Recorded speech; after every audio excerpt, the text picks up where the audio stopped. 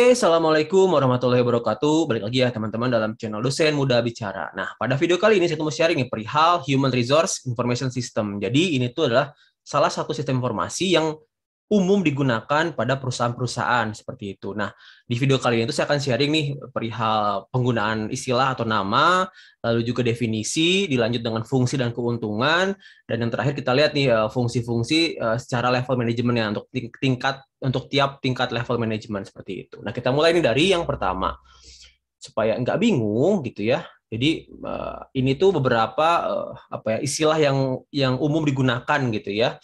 Cuman memang yang paling sering itu yang pertama yaitu HRIS atau HRIS, Human Resource Information System. Nah, yang kedua itu HRMS, Human Resource Management System.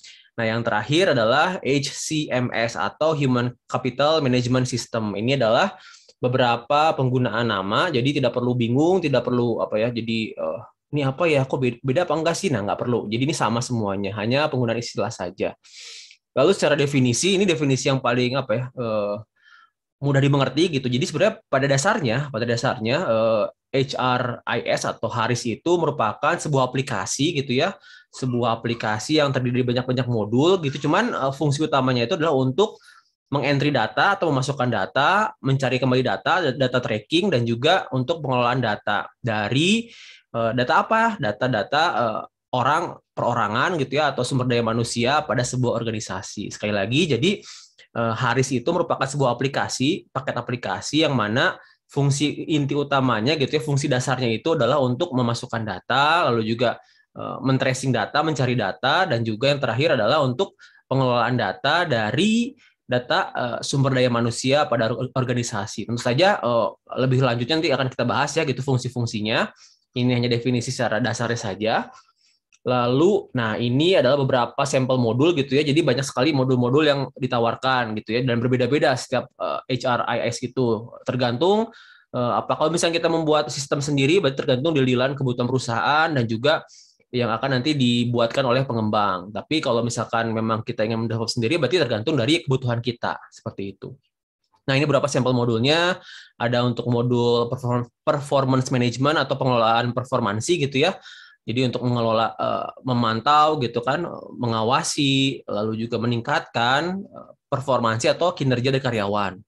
Nah, yang kedua juga ada modul misalkan untuk rekrutmen gitu ya. Jadi mungkin sebuah perusahaan itu sudah memasukkan modul baru untuk proses rekrutmen, termasuk seleksi gitu ya. Jadi memberikan pengumuman, bahwa ada pembukaan rekrutmen, lalu juga termasuk melakukan seleksi di situ mungkin ya, seperti itu. Dan juga ada modul untuk learning and development. Jadi dimasukkan juga nih modul pembelajaran dan pengembangan gitu ya untuk SDM-nya seperti itu dan lain-lain. Banyak sekali sih sebenarnya fungsi-fungsi dari si Haris ini atau HRIS ini gitu ya. Tergantung kebutuhan dan ya memang kebutuhan sih, tergantung kebutuhan perusahaan seperti itu. Jadi mana yang dirasa penting nih urgent, karena kan sebenarnya mengembangkan sistem itu ya investasi yang cukup besar, tapi benefitnya juga baik gitu, bagus buat perusahaan seperti itu. Nah, ini nih beberapa fungsi-fungsi dan keuntungan yang dapat ditawarkan oleh Haris gitu ya. Jadi ini sudah keuntungannya gitu kan, keuntungan dari fungsi yang ditawarkan seperti itu. Nah, yang pertama, keuntungan pertama itu adalah kita dapat menyimpan data arsip secara akurat gitu. Jadi tentu saja ya ketika kita misalkan setiap ada karyawan baru, setiap ada perubahan data, kita record nih di sistem itu, otomatis ketika kita butuhnya, kita dapat juga ngambil data yang akurat karena satu tempat gitu ya. Jadi seluruh data karyawan gitu dari A sampai Z-nya itu disimpan di satu sistem yang terpusat.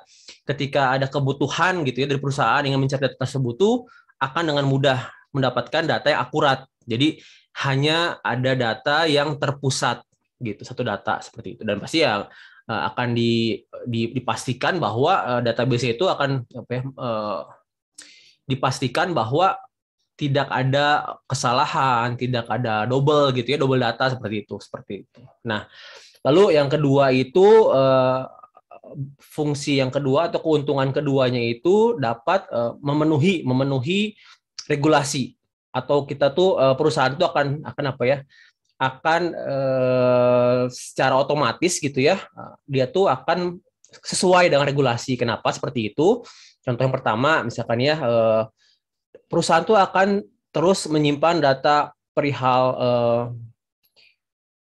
karyawan SDM-nya, lengkap dengan keluarganya, data istri, data anak gitu kan, nanti juga akan disesuaikan dengan data pajak gitu. Jadi seluruh data atau informasi yang berhubungan dengan SDM, karena SDM pun kan otomatis juga sebagai warga negara ya, yang ada kewajiban buat bayar pajak gitu kan. Nah itu tuh data-data itu tuh akan tersimpan gitu, tersimpan. Jadi ketika dibutuhkan dapat diambil dengan mudah. Yang pertama itu, yang kedua juga biasanya tuh ada beberapa perusahaan gitu ya, misalkan perusahaan tambang gitu kan, dia itu, atau misalkan perusahaan yang apa ya, yang mengharuskan gitu. Ada beberapa perusahaan kayak pabrik misalkan ya, pabrik itu ada beberapa karyawan yang harus memiliki sertifikasi yang sifatnya wajib gitu ya.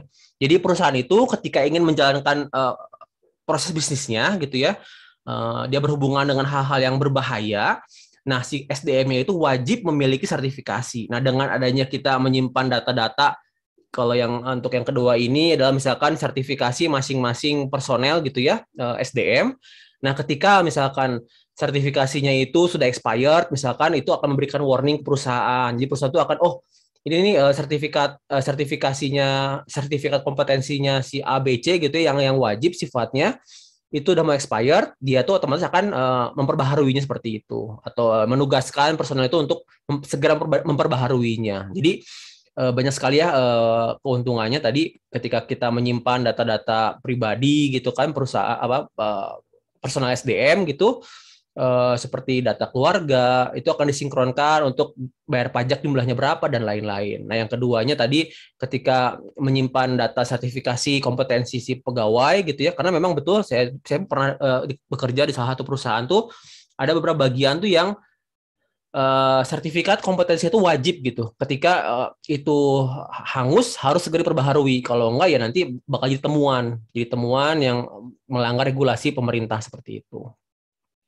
Lalu yang ketiga itu si Haris ini tuh juga memungkinkan untuk tadi ya nggak hanya menyimpan data, lalu juga mengelola data, tapi juga sampai ke membuat sebuah reporting dan analytics gitu. Jadi lebih lanjutnya gitu, ini udah level strategisnya, dia tuh memberikan laporan gitu ya, perihal misalkan dia bisa mengolah data yang tadinya data karyawan tuh berjumlah sekian, yang jenjang pendidikannya S1, S2, S3, D3, SMA sekian, SMK sekian, lalu juga yang memiliki sertifikat kompetensi sekian, lalu juga berdasarkan gender sekian. Jadi dapat dianalisis gitu ya, data-data tadi yang terkumpul segitu banyak dapat memberikan dapat diolah memberikan sebuah informasi dalam bentuk laporan dan juga analisis lebih lanjutnya seperti itu. Nah, lalu yang keempatnya itu adalah ketika sebuah data yang disimpan secara terpusat,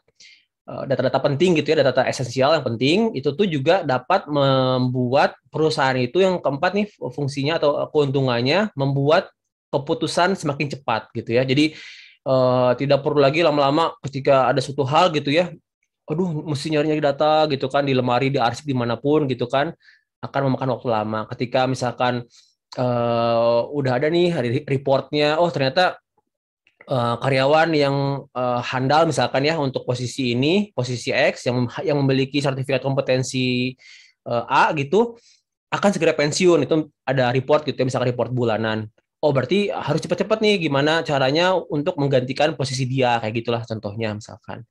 Nah yang terakhir ini adalah self service HR gitu ya. Jadi untuk perusahaan-perusahaan yang memang dinamis gitu ya, dan juga banyak misalkan contohnya banyak SPJ misalkan ya, banyak musim SPJ itu tuh otomatis hubungan antara karyawan ke HR tuh akan intens gitu ya. Misalkan mesen hotel, mesen pesawat gitu ya. Saya pun dulu pernah gitu. Saya misalkan disuruh atasan, kamu besok mesti ke Lampung. Nah, itu butuh apa buat koordinasi dengan HR gitu kan, minta tolong pesanin tiket pesawat dong, tolong pesanin hotel dan lain-lain gitu ya. Nah, dengan adanya HR IS ini gitu ya, sistem informasi human resource ini tuh memungkinkan kita tuh untuk dapat bertindak sebagai HR gitu. Jadi kita bisa self service lah kalau teman-teman misalnya kayak SPBU ya. Di Bandung tuh saya baru nemu satu sih, ada SPBU yang kita tuh bisa ngisi bahan bakar sendiri gitu. Nah, sekarang juga sama. Kita misalkan bisa juga mengakses, kita tuh mau pesan tiket pesawat dan lain-lain itu bisa gitu. Misalkan seperti itu ya, mensupport seperti itu. Dan juga misalkan kita udah lebih dulu nih pesan tiket pesawat, lalu kita mesti nge-reimburse kan, nge-reimburse yang tadinya kita mesti datang ke HRD gitu. Ini buktinya atau gimana, atau email atau gimana gitu ya, atau WA gitu. Nah, kita bisa misalkan masuk ke sistem, misalkan pilih menu reimbursement, kita upload sendiri langsung gitu. Jadi kita bisa self service gitu, nggak lagi bergantung sama HR seperti itu. Jadi memangkas proses bisnis gitu kan. Nah, ini beberapa keuntungan yang ditawarkan oleh HRIS. Tentu saja gitu ya, ini tidak semuanya itu ada di setiap hari itu ada. Tergantung kebutuhan kita dan tergantung kemampuan kita untuk nge-build gitu, untuk membangun si sistem informasi ini seperti itu ya. Jadi sebenarnya ini hanya gambaran secara umumnya gitu, benefit-benefit apa aja yang bisa kita dapatkan, dan juga mungkin ada lagi benefit yang lainnya tergantung tadi ya, tergantung fitur yang kita buat gitu. Nah, lalu ini fungsinya, sebenarnya ini fungsi sama kayak tadi ya. Kalau ini kan benefitsnya. Nah, ini fungsinya tuh kita kita bagi-bagi gitu ya, kita klasifikasikan terhadap level-level manajemen. Kita kan sudah belajar ya, ada 3 level manajemen, yang lower, ada middle, ada top gitu kan. Nah, masing-masing level itu juga memiliki si sistem informasi HR ini tuh memberikan fungsi berbeda-beda gitu ya. Kalau di level yang paling bawah atau lower management, nah, si sistem informasi itu berfungsi hanya untuk tadi record keeping gitu ya, menyimpan data, lalu ya menyimpan data lah, memasukkan data, menyimpan data gitu kan, mengelola data, sampai dia tuh misalkan memproses administrasi. Contohnya misalkan ya, kita pengen lembur gitu kan. Lembur tuh misalkan perusahaan tuh nggak bisa langsung lembur aja, nggak bisa. Kita mesti minta izin atasan misalkan ya. Nah, itu bisa kita misalkan tadi mengajukan lembur ke atasan, nanti atasan itu akan ACC kayak gitu. Jadi seperti itu ya, itu yang sifatnya itu operasional sekali sehari-hari gitu ya. Lalu juga untuk level yang middle management lebih naik lagi gitu, yang tadinya cuma untuk support operasional gitu ya, menyimpan data, memasukkan data, lalu juga mengajukan lembur, mengajukan cuti seperti itu. Jadi data-data operasional, transaksi-transaksi operasional sehari-hari. Nah, kalau untuk yang di middle management ini tuh sudah lebih dari itu. Misalkan tadi ya, ketika di bawahnya tuh kita mengajukan lembur misalkan gitu ya. Nah, di fungsi middle management itu nanti setiap bulannya tuh dikalkulasi gitu kan. Oh, karyawan ini lemburnya berapa lama gitu kan ya. Karyawan ini cutinya berapa lama. Lalu juga karyawan ini sering terlambat apa enggak. Nah, itu tuh di middle management. Nanti dia tuh akan kayak ngasih misalkan punishment atau reward gitu ya. Kalau punishment misalkan kayak surat peringatan bahwa kamu ini udah terlalu sering masuk tanpa kamu ini sudah terlalu sering nggak masuk tanpa alasan gitu, tanpa keterangan misalkan kayak gitu. Oh, enggak, oh nih kamu sudah misalkan lembur berapa lama, berkontribusi baik terhadap perusahaan, akhirnya dapat insentif atau dapat bonus kayak gitu ya. Ini di level yang middle tadi ya, yang tadinya di level paling bawah itu hanya untuk menyimpan data, lalu juga melakukan transaksi yang operasional sehari-hari. Nah, kalau yang di middle management itu lebih tadi mengolah lagi yang tadinya hasil transaksi operasional itu menjadi sebuah informasi tindakan lebih lanjut gitu ya. Contohnya tadi misalkan apakah kasih punishment. Kok kasih punishment, Pak? Ya tadi misalkan kamu pas check-in masuk ke kantor ternyata sering terlambatnya gitu kan, pulangnya tuh sering cepat kayak gitu misalkan gitu kan. Jadi wah, ini ada warning, kamu dapat surat peringatan misalkan seperti itu. Nah, untuk level yang lebih tinggi lagi yang top manajemen itu lebih strategis lagi. Jadi itu menghubungkan antara strategi HR dengan misi organisasi. Tentu saja kan kalau namanya perusahaan tuh dia butuh orang SDM gitu ya untuk mencapai sebuah tujuan yang ditetapkan di awal kayak gitulah. Nah, si fungsi Haris ini juga dapat difungsikan gitu ya, memberikan fungsi untuk gitu melakukan koneksi gitu ya, membuat link, membuat hubungan, memantau gitu kan, menganalisis gimana sih caranya sumber daya manusia yang kita punya itu tuh bisa sejalan gitu, beriringan dengan misi yang dimiliki perusahaan sehingga nanti tercapai si visinya gitu kayak gitu. Jadi Mungkin contohnya gini ya, sehingga kalau yang untuk level top management belum terlalu dalam gitu ya. Cuman yang saya apa ya kepikiran tuh seperti ini. Misalkan tadi kita nih udah punya database karyawan gitu ya. Itu kan hanya data masukin data bahwa kita punya karyawan level misalkan kan di perusahaan tuh ada jenjang level ya, level 0 sampai level 9 gitu. Misalkan level 0-nya berapa, level 1 berapa, sampai 9 berapa. Lalu juga karyawan yang sudah disertifikasinya berapa dan lain-lain gitu ya. Nah, itu tuh nanti ada kan ada reportingnya gitu ya, ada analisisnya gitu. Dia ngasih ngasih kayak laporan bahwa dipetakan, divisualisasikan yang tadinya hanya data-data, divisualisasikan bahwa ternyata kita tuh punya SDM segini gitu ya. Lalu saya tuh punya visinya ini gitu. Misalkan saya punya visi menjadikan perusahaan itu menjadikan perusahaan itu perusahaan yang unggul, yang lead gitu ya di secara regional misalnya Asia Pasifik. Berarti kan mesti go internasional kan.